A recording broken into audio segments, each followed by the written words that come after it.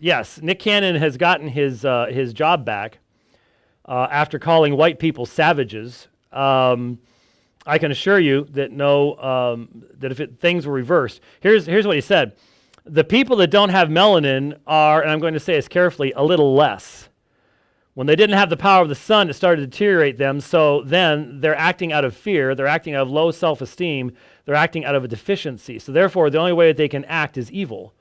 They have to rob, steal, rape, kill in order to survive. So then these people that didn't have what we have, and when I say we, I speak of melanated people, they had to be savages. They're acting as animals, so they're the ones that are actually closer to animals. They're the ones that are actually the true savages. Yay. But he's getting his job back. I can assure you, had anything been said in the reverse, that never, ever, ever, ever would have been happen. But here's the funny part. Ibram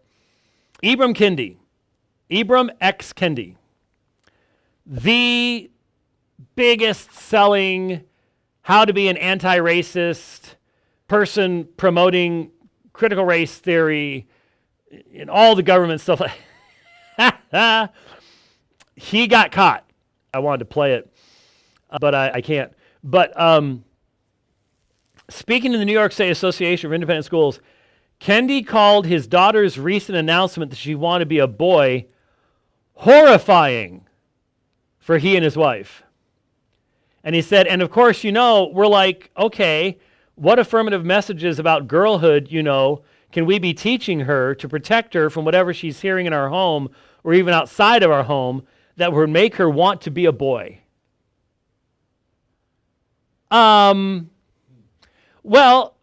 the Super Bowl just happened, had the worst ratings since the 1960s. It's because you didn't watch? Okay. I didn't watch either, but I wanted to see what was going to happen for one reason. Anybody who's 43 years old, you and I have got to be going, dude. Old guys rule. Yeah. So I love the pictures. Did you hear about Deflategate 2? No. Deflategate 2, they had a picture of Brady with a walker. And the question was, had he deflated the little tennis balls on the front of it to give himself an advantage? I love it. It's like, yeah, okay. But yeah, the old guys won again. So I like that. But anyways, there was a streaker. Well, not really a streaker, but a weird dude who ran out on the field in the fourth quarter. Yeah. And somebody pointed out that, like the Kansas City offense, he couldn't get into the end zone either because he slid right before he got there. But I forgot what the guy's name was. I saw it on Twitter. I commented on it. But a guy who's been calling NFL games forever starts calling the guy's run. And then he's saying, no. He said, pull those pants up, boy. Pull that pants. And I'm sitting here listening to this. It's be a man. He says, be a man. Pull those pants up.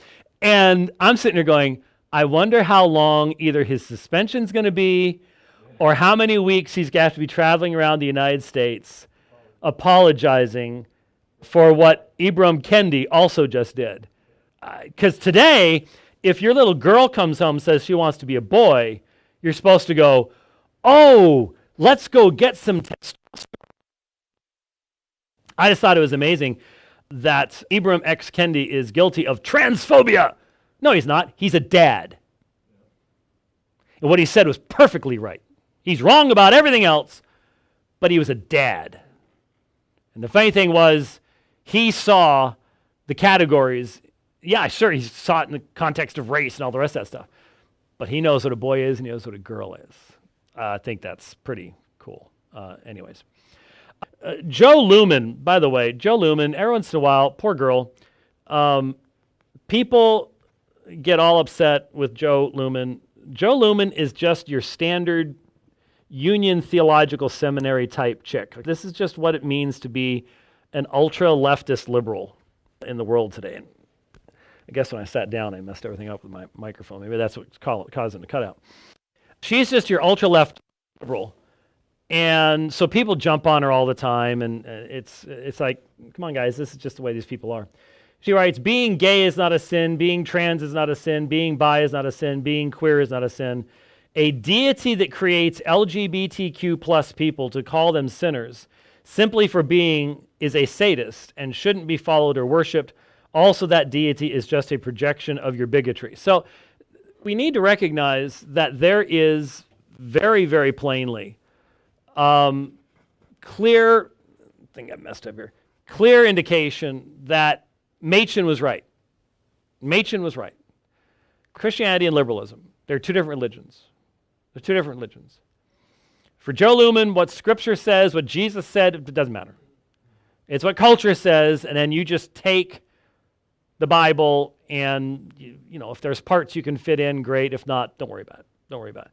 But it's like this, she's not unusual. She is not unusual in any way, shape, or form. She's really not. She's really not.